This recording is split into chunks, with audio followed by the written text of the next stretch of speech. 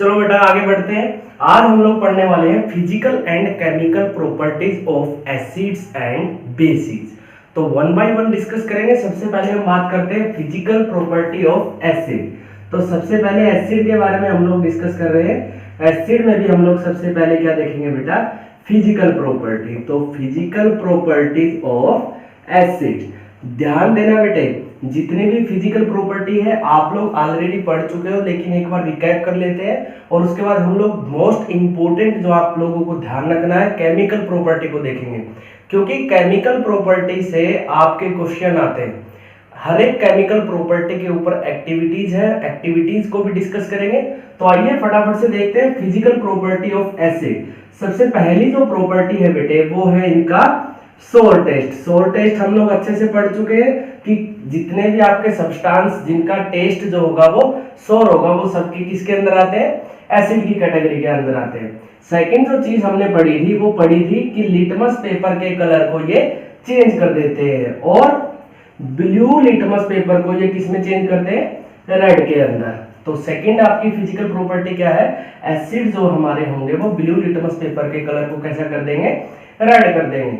उसके बाद तीसरी जो हमारी फिजिकल प्रॉपर्टी है, तीसरी फिजिकल प्रॉपर्टी हमारी क्या कहती है कि जितने भी हमारे एसिड होते हैं दीज कैन कंडक्ट इलेक्ट्रिसिटी, यानी कि ये एक्वस सॉल्यूशन में जाने के बाद इलेक्ट्रिसिटी कंडक्ट करते हैं। और ऐसे सब्सटेंसेस जो एक्वस सॉल्यूशन में जाने के बाद इलेक्ट्रिसिटी कंडक्ट करते हो उनको बोला जाता है इलेक्ट्रोलाइट्स। क्या बोला जाता है बेटा, इलेक्ट्रोलाइट्स। तो इलेक्ट्रोलाइट्स क्या होते हैं आप लोगों को अच्छे से पता लगा। इलेक्ट्रोलाइट वो सब्सटेंस होते हैं जो एक्वस सॉल्यूशन में जाने के बाद आयनाइज हो जाते हैं, और वहां पर जो फ्री आयंस बनते हैं वो फ्री आयन आपका क्या करते हैं, करंट का कंडक्शन। उसके बाद बेटा लास्ट हमारी जो फिजिकल प्रॉपर्टी है वो है इफेक्ट ऑन स्किन। क्या है बेटा, इफेक्ट ऑन स्किन। तो ये बात भी हम लोग डिस्कस कर चुके हैं कि जितने भी हमारे एसिड होते हैं वो कोरोसिव होते हैं और स्किन के ऊपर बर्निंग कोज करते हैं। जबकि आप लोगों को यहाँ पर ध्यान रखना है कि यहाँ पर पर्टिकुलर एसिड जब हमारी बॉडी के ऊपर या स्किन के ऊपर गिरता है तो वो हमारी बॉडी को एक स्टेन प्रोवाइड करता है। क्या प्रोवाइड करता है, एक स्टेन प्रोवाइड करता है, जिसकी वजह से जो स्किन का कलर होता है वो चेंज हो जाता है। तो यहाँ पर आपको ये एग्जांपल याद रखने जो मैं बता रहा हूँ, जब भी हमारी बॉडी के ऊपर कंसंट्रेटेड H2SO4 डलता है, क्या डलता है बेटे, कंसंट्रेटेड H2SO4, तो it stains to skin black.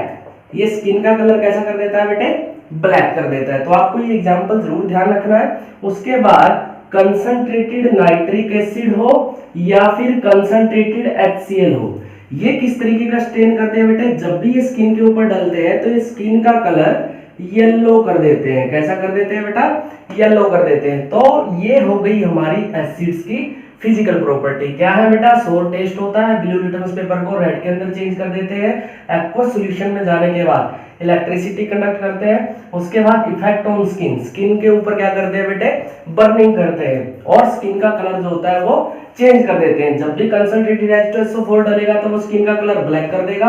Concentrated HNO3 HCl जब डलेगा स्किन के ऊपर तो हमारी स्किन को स्टेन कर देता है और येलो कलर प्रोवाइड करता है। तो फिजिकल प्रॉपर्टीज के बाद मोस्ट इंपोर्टेंट प्रॉपर्टी जो हम लोगों को स्टडी करनी है वो है बेटा केमिकल प्रॉपर्टी। तो एसिड की केमिकल प्रॉपर्टी भी हम लोग देख लेते हैं। पहले हम हेडिंग लिखेंगे यहाँ पर, केमिकल प्रॉपर्टीज ऑफ एसिड्स।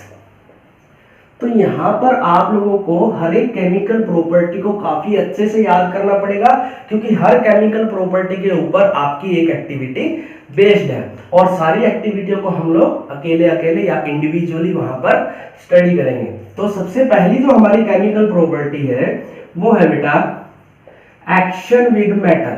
सबसे पहली केमिकल प्रॉपर्टी क्या है बेटे, action with metal.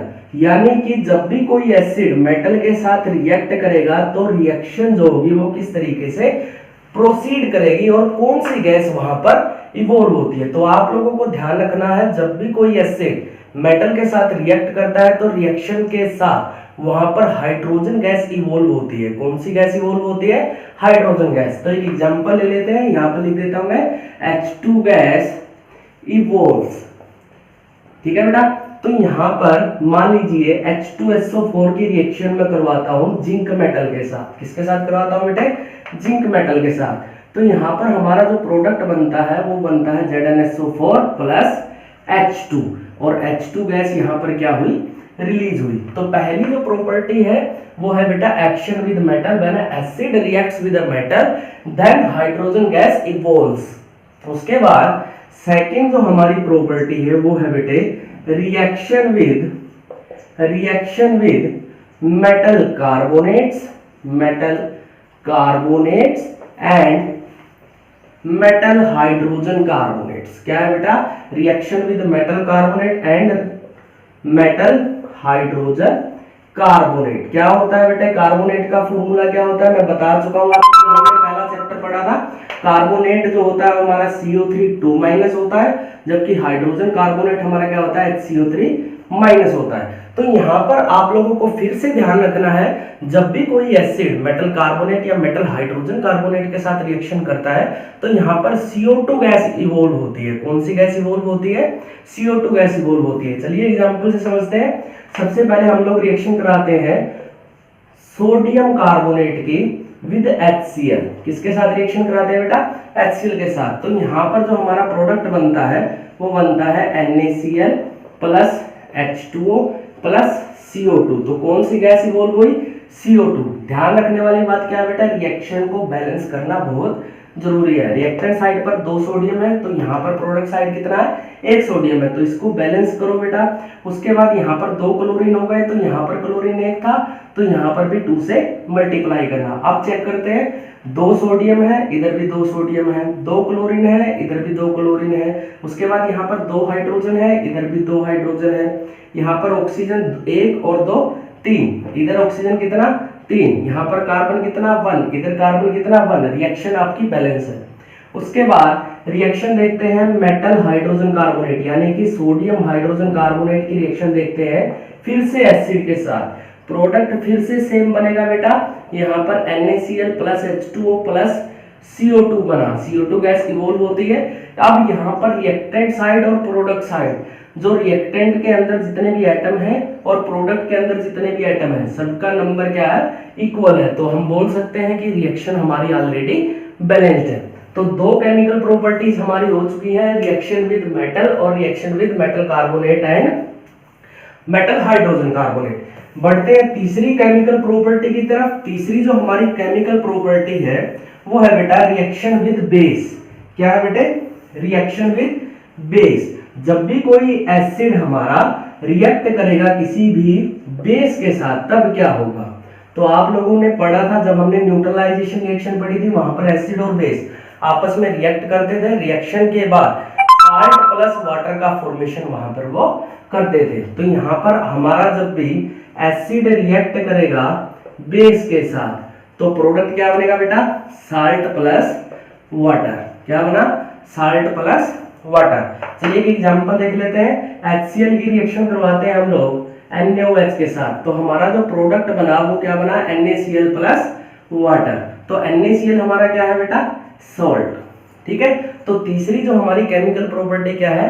Reaction with base. यहाँ पर प्रोडक्ट जो बनता है वो क्या बनता है? Salt plus water. उसके बाद चौथी जो हमारी केमिकल प्रॉपर्टी है वो है रिएक्शन विद मेटल ऑक्साइड। क्या है बेटा? Reaction with metal oxide. क्या है? जब भी कोई भी एसिड मेटल के ऑक्साइड के साथ रिएक्ट करेगा तो रिएक्शन के बाद जो हमारा प्रोडक्ट होगा वो भी यहाँ पर साल्ट प्लस वाटर होगा। क्या बनेगा बेटा? Salt plus water. तो यहाँ पर एसिड मान लीजिए हम क्या ले लेते हैं? HCl ले लेते हैं, और मेटल ऑक्साइड ले लेते हैं कॉपर ऑक्साइड। तो यहाँ पर हमारा जो प्रोडक्ट बनता है वो CuCl2 बनता है प्लस वाटर बनता है। अब रिएक्शन को बैलेंस करना है बेटे। 2 क्लोरीन है, इधर 1 क्लोरीन है, तो 2 से मल्टीप्लाई किया। यहाँ पर देखिएगा 2 हाइड्रोजन हो गए, उधर भी 2 hydrogen, 2 chlorine, 2 chlorine, 1 copper, 1 oxygen. तो रिएक्शन हमारी अब बैलेंस है। तो इस तरीके से आप केमिकल प्रॉपर्टी याद कर सकते हो। एक लास्ट केमिकल प्रॉपर्टी बचती है बेटे जो थोड़ी सी थ्योरेटिकल है, उसको आपको समझना है, क्योंकि एक बार सीबीएसई ने उस प्रॉपर्टी के ऊपर क्वेश्चन भी बना दिया था। लास्ट जो हमारी केमिकल प्रॉपर्टी है वो है बेटे कोरोसिविटी या कोरोसिविटी। क्या है बेटे? कोरोसिविटी। आप सभी को पता है एसिड जो होते हैं कोरोसिव नेचर के होते हैं। एसिड एक्चुअल में क्या करते हैं? मेटल के साथ रिएक्ट करते हैं और उनको डिग्रेड करना शुरू कर देते हैं। एक क्वेश्चन बना था सीबीएसई बोर्ड के अंदर कि जितने भी हमारे कर्ड होता है या फिर सोर फूड स्टफ होते हैं, जितने भी खट्टे टेस्ट वाले फूड स्टफ होते हैं, उनको हम लोगों को कुछ एक मेटल्स लाइक ब्रास और कॉपर इनके वेसल के अंदर स्टोर नहीं करना चाहिए। क्यों नहीं करना चाहिए बेटा? उसका एक रीजन होता है कि ये मेटल के साथ क्या करते हैं, ये एसिड रिएक्ट करते हैं और मेटल के साथ रिएक्ट करेंगे तो उसको क्या करेंगे? डिग्रेड करेंगे। डिग्रेडेशन से ये एक ऐसा प्रोडक्ट बना देते हैं जिसकी वजह से हम लोगों को फूड पॉइजनिंग हो सकती है। क्या हो सकती है बेटा? Food poisoning. तो इस वजह से भी हम लोग बोलते हैं कि जितने भी हमारे कार्ड और सोर फूड स्टफ, कर्ड और sour food stuff cannot be stored in vessels of copper and brass। Reason क्या दोगे बेटा? क्योंकि ये क्या कर लेते हैं? Because acid reacts with these metals and produces harmful materials which can cause food poisoning. इसकी वजह से क्या हो सकता है बेटे? फूड पॉइजनिंग हो सकता है। ठीक है, तो ये होती है हमारी फिजिकल एंड केमिकल प्रॉपर्टी। एक दो क्वेश्चन कर लेते हैं ताकि आप लोगों को थोड़ा सा और यहाँ पर कॉन्सेप्ट जो है वो क्लियर हो जाए। अच्छा क्वेश्चन है बेटे, अगर मैं आपसे पूछूं कि जितने भी एसिड अभी तक हम लोगों ने पढ़े, सभी एसिड के अंदर कॉमन बात क्या है? तो क्वेश्चन है आपका what is common in all acids. यानी कि जितने भी एसिड अभी तक हम लोगों ने स्टडी किए, सब में क्या कॉमन बात आप लोगों ने देखी? तो आंसर है बेटे, आंसर है all acids releases H+ ions. जितने भी एसिड है वो एक्वा सॉल्यूशन में जाने के बाद H+ आयन को रिलीज कर देते हैं। हमने देखा भी था HCl की रिएक्शन जब करवाई थी एक्वा सॉल्यूशन में जाने के बाद ये H+ ion plus Cl- ion के अंदर टूटा था। उसके बाद H2SO4 हम लोगों ने देखा, H2SO4 जब भी आयनाइज होगा तो किसमें होगा बेटे? 2H+ plus SO4 sulphate ion के अंदर। उसके बाद वीक एसिड की अगर मैं बात करूं CH3COOH, यहाँ पर क्या होगा? एसीटेट आयन के अंदर ये टूटा था प्लस H+ आयन इसने रिलीज कर दिया था। अब यहाँ पर जो ये फ्री आयन है यही क्या करते हैं बेटे? इलेक्ट्रिसिटी को कंडक्ट करते हैं। इसी वजह से इनको क्या बोला जाता है? इलेक्ट्रोलाइट। क्या बोला जाता है बेटे? इलेक्ट्रोलाइट। अब एक सबसे इंपॉर्टेंट क्वेश्चन इस लेक्चर का है, आप लोगों को ये बिल्कुल ध्यान होना चाहिए क्योंकि ये क्वेश्चन बहुत बार पूछा जा चुका है। क्वेश्चन है बेटा, name the two substances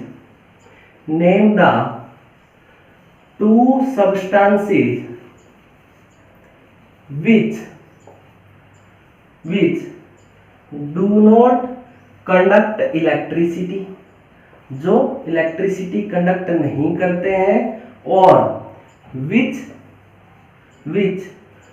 do not release H+ ions. इस तरीके से ये क्वेश्चन आपका सीबीएसई बना चुका है, तो ये क्वेश्चन रिपीट होने के भी चांसेस है। कारण क्या है बेटे? सबसे पहले आंसर सुनो और कौन क्यों नहीं करता है H+ आयन रिलीज, उसका रीजन आप लोगों को पता होना चाहिए। तो आंसर है बेटे ग्लूकोज एंड अल्कोहल। तो ये दो सब्सटेंसेस है बेटे जो एक्वस सॉल्यूशन में जाने के बाद H+ आयन को रिलीज नहीं करते हैं, यानी कि एक्वस सॉल्यूशन में जाने के बाद ये आयनाइज नहीं होते हैं। अगर ये आयनाइज नहीं होते हैं, फ्री आयंस नहीं है मूव करने के लिए, तो इलेक्ट्रिसिटी का कंडक्शन वहां पर पॉसिबल नहीं है। अब क्यों नहीं रिलीज करते, इसका रीजन समझो। ग्लूकोज जो होता है ये हमारा C6H12O6 इसका मोलिकुलर फॉर्मूला है। इसको हम लोग रखते हैं बेटे नॉन इलेक्ट्रोलाइट की कैटेगरी के अंदर। किसके अंदर रखते हैं? नॉन इलेक्ट्रोलाइट की कैटेगरी के अंदर। नॉन इलेक्ट्रोलाइट मतलब क्या? जो एक्वस सॉल्यूशन में जाने के बाद आयनाइज नहीं होते, मतलब ये एक्वस सॉल्यूशन में डालने के बाद वहां पर डिसोसिएशन शो नहीं करता। इस वजह से ये क्या है बेटे? Non electrolyte. और नॉन इलेक्ट्रोलाइट है मतलब क्या? ये अपना H+ आयन फ्रीली वहां पर रिलीज नहीं करता है। उसके बाद अल्कोहल की अगर मैं बात करूं, इसको भी ध्यान से समझिएगा बेटे, ये थोड़ा सा ज्यादा इंपॉर्टेंट है क्योंकि आपके आगे भी जाकर काम आने वाला है, तो इसको एक बार जरा ध्यान से देखिए। अगर मैं बात करूं अल्कोहल की, तो अल्कोहल का जनरल फॉर्मूला क्या होता है? ROH। R क्या है बेटे? आपका कोई भी अल्काइल पार्ट, CH3 हो सकता है, C2H5 हो सकता है, C6H5 कुछ भी हो सकता है, ठीक है बेटे। अब यहाँ पर फंक्शनल ग्रुप क्या है? OH। फंक्शनल ग्रुप क्या है बेटे? OH। फंक्शनल ग्रुप की भी बात हम लोग करेंगे जब हम लोग 4th चैप्टर पढ़ेंगे क्या होते हैं। बेसिकली अभी सिर्फ इतना समझो ये कोई ऑर्गेनिक कंपाउंड है। तो यहाँ पर क्या होता है, जैसे ही मैं अल्कोहल को वाटर के अंदर डालता हूँ, वाटर का स्ट्रक्चर कैसा होता है बेटे? कुछ ऐसा ऐसा होता है, ठीक है। यहाँ पर 2 बोन पेयर है और 2 लोन पेयर है। तो यहाँ पर क्या होता है, ये जो अल्कोहल वाली हाइड्रोजन होती है, ये वाटर की ऑक्सीजन के साथ एक एसोसिएशन शो करती है। क्या शो करती है बेटे? एसोसिएशन शो करती है। और ये जो वीक एसोसिएशन शो हुई है यहाँ पर इसको बोला जाता है हाइड्रोजन बॉन्डिंग। क्या बोला जाता है बेटे? Hydrogen bonding. तो इस हाइड्रोजन बॉन्डिंग की वजह से अल्कोहल अपने H+ आयन को रिलीज नहीं करता है, या इस हाइड्रोजन को रिलीज नहीं करता है, तो इस वजह से भी ये इलेक्ट्रिसिटी का कंडक्शन वहां पर नहीं करता है। अब हाइड्रोजन बॉन्डिंग की कुछ कंडीशन होती है, आप लोग अभी के लिए, क्योंकि आप 10th में है, सिर्फ इतना याद रखो बेटे, जब भी कभी भी हाइड्रोजन हाईली इलेक्ट्रोनेगेटिव एलिमेंट के साथ कोवलेंट बॉन्ड बनाए दिखे, क्या दिखे बेटे?